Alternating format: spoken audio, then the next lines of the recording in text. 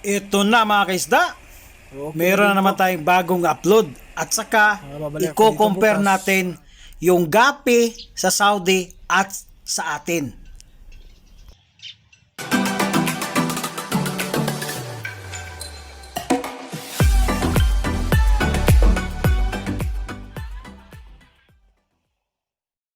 Good day mga kaisda, good day sa ating lahat. So, for today's video mga kaisda ay ikukumpara muna natin yung gapi ng Saudi at saka yung gapi natin sa Pilipinas, no? So, sa unang video na ito mga kaisda ay ito po yung gapi ng Saudi. So, yung iba is tetra dyan, may muli dyan, di ba? So, ang nakikita nyo dyan mga kaisda ay all male na gapi. So, kayo nang bahala kung ano ba talagang klaseng gapi yan. Kasi para sa akin ay mix na po sila mga kaisda, no? So, meron naman sigurong pure strain dyan pero konti lang. Di ba mga kaisda? Yan po ang gapi dito sa Saudi Arabia. So, nakuha ko po ito, ang video na to sa pet shop. Dahil bumili po ako ng isang bird food mga kaisda. So ang plano ko din dyan mga kaisda, siguro ay magpa-farm fish din tayo dito, no? Farm fish. No? Mag-aalaga tayo ng gapi. Padadamihin natin at saka ibinta din natin sa pet shop mga kaisda. Dahil ang isang gapi po dito mga kaisda, isang piraso na gapi lang po ay 8 real. So malapit yan sa 100 or sobra 100 yung isang piraso lang po mga kaisda, no? Ang mahal, di ba? So yan po ang plano ko. Bibilihan na ako ng aquarium dahil mura lang naman ang aquarium dito at saka padadamihin natin at saka ibinta natin sa kanila para may kita din tayo mga kaisda, di ba? So yan po mga kaisda, meron sa angelfish, so may tetra, di ba? Mga ganun lang. Simple lang po ang kanilang isda mga kaisda. Yan o. Wala yung mga monster talaga na mga isda. So yan po ang nakikita nyo dyan. So ito naman mga kaisda ang aking sariling isda. Di ba? lagi nyo na ito nakikita mga kaisda, no? So ang a-update ko lang dito ay 4 na strain. Isang metal yellow king cobra, isang metal blacklist, isang metal redlist, at isang HB white mga kaisda, no? So, yan po. Bago pa lang po tayo magsimula mga kaisda sa ating content ay sa shoutout po tayo mga kaisda. So, ito na mga kaisda. Shout out kay Jasper G. Tafalya. So, shout out kay Isda. Salamat sa pag-comment mo sa aking video at ang nagbabalik na kaibigan natin na si Side Yard Gapi mga kaisda. Napakagandang mga gapi niya mga kaisda. Sulit na sulit. Please subscribe to Side Yard Gapi. At ang pangatlo natin mga kaisda ay si Rinde Nicolay. So kababayan ko to mga kaisda, taga Bukidnon lang din, no? Nasa city siya, ako sa barangay lang po. So magkalapit lang po mga kaisda. So shout out kay Rindel Nicolay dahil maraming isda din ito. Dahil nagtanong no? Maraming mga gapi ito mga kaisda. At yung panghuli natin ay si Marlon Mangibin. So, ang tanong niya dito, kung saan ko ba nabili yung mura kong pea-dirt. Parang ganun yun, mga kaisda. So, ito mga kaisda, salamat sa mga nagpa-shoutout sa ating video. Salamat sa nag-comment sa ating video, mga kaisda. So, ito na po mga kaisda. Back to topic na po tayo. Ito po ang unang nakikita nyo, ay yan po ang aking Metal Waikiki, mga kaisda. So, nakikita nyo may fry pa. Hindi pa nakuha mga kaisda. Pero pagkatapos niyan ng video na to ay kinuha na po yung ating fry mga kaisda, no? So medyo madami-dami na din yan sila mga kaisda. Before nakikita nyo nung mga previous video ko, dalawa po ang ating male na YKC. Pero hindi natin alam kung bakit nawala, no? So ang salarin ko doon, yung bunso ko. Kasi yun lang yun ang tagagawa dito eh. Yun yung nagmi-mix eh. So itong sa pangalawa mga kaisda, ito po ang ating metal red lace. So ang mga parents ito ay namatay. So ang naiwan, isang female. At itong nakikita nyo ngayon, yan po ang fry nila. At ginawa ko na ding breeder.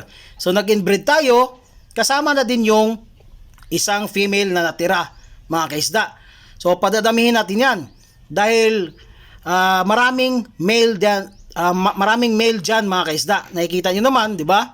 At pasensya na kayo sa ating video na hindi masyadong klaro yung ating mga gapis, mga kaisda. So pasensya na lang ha. So yan po, makikita nyo naman na agresibo po yung ating male metal red lace, mga kaisda. Di ba? So padadamihin natin yan mga kaisda. At pag madami na yan, tayo naman ang magpo-produce. Itong sa kanan naman mga kaisda, ito yung fry ng ating metal YKC. At makikita nyo din dyan na meron na po tayong male. Diba? Meron, no? Meron. Parang dalawa yan sila mga kaisda. May kulay na po ang kanilang buntot.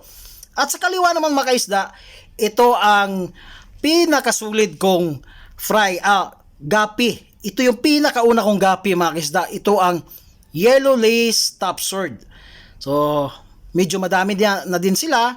Isang drop lang po yan mga kaisda. Napakadami nila, no? So, padadamihin din natin yan hanggang dumami.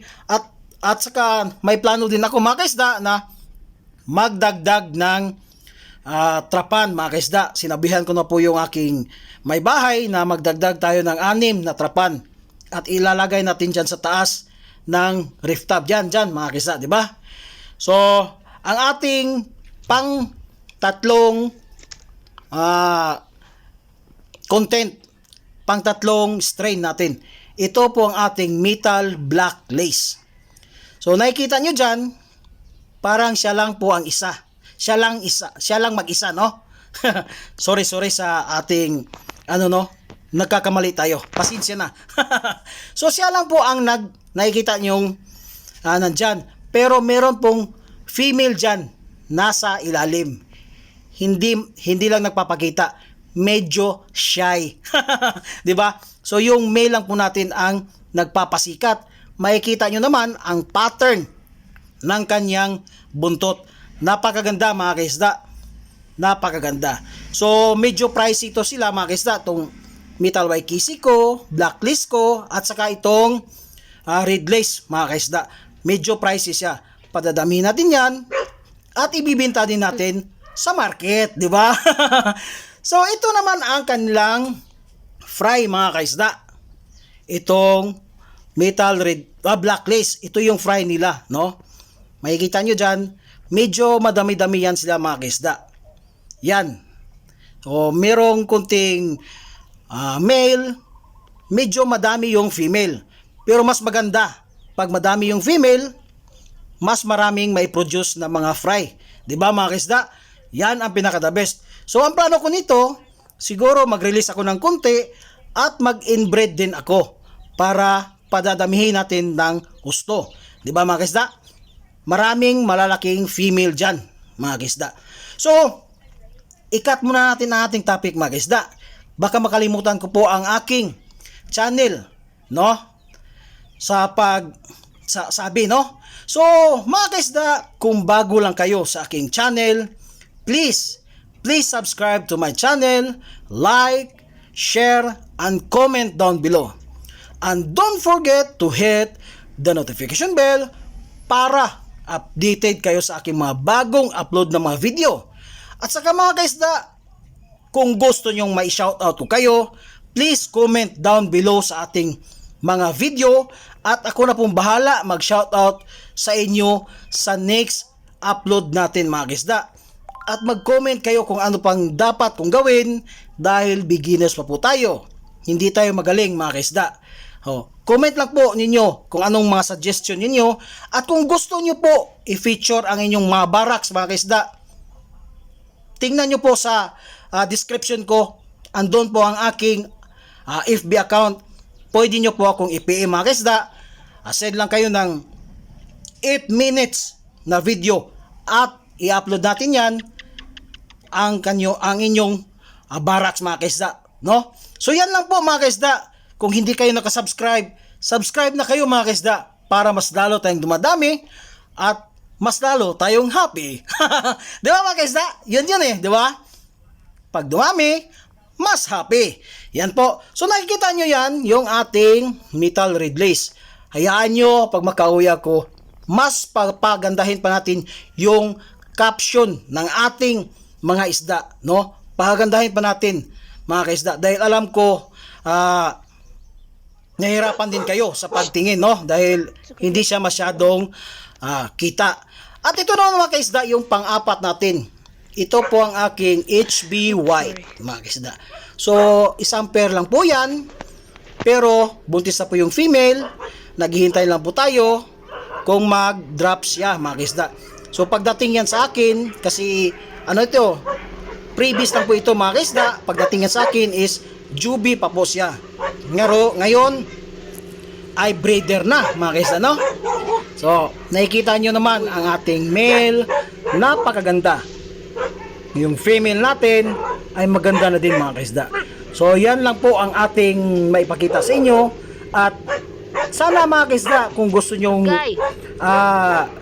may payo or payuhan nyo ako, mas maganda i-comment nyo mga kaisda. Para alam natin, no, mga kaisda. At saka mga kaisda, sa mga baguhan dyan, mga beginners dyan, panonoorin yung mga video ko dahil napakasimple na po ang ating ginawang video para maintindihan talaga ng ating mga beginners na mga viewers mga kaisda. So mga kaisda, yan lang po ang aking mai-share sa inyo na video mga kaisda at sana mag-subscribe kayo sa aking YouTube channel, maliit na YouTube channel mga kaisda, no? Hinihikayat ko po kayo mga kaisda. At sa next natin na mga video, siguro ibang strain naman ang ating i-update mga kaisda, no? So yan lang po ang aking may pakita sa ngayon, di ba? Simple lang po, simpleng sit up sa aking maliit na fish farm mga kaisda. Pero padadamihin pa natin yan mga kaisda, no? Yan lang po. At ako'y nagpapasalamat sa inyo at magsasabing happy farming. Bye-bye!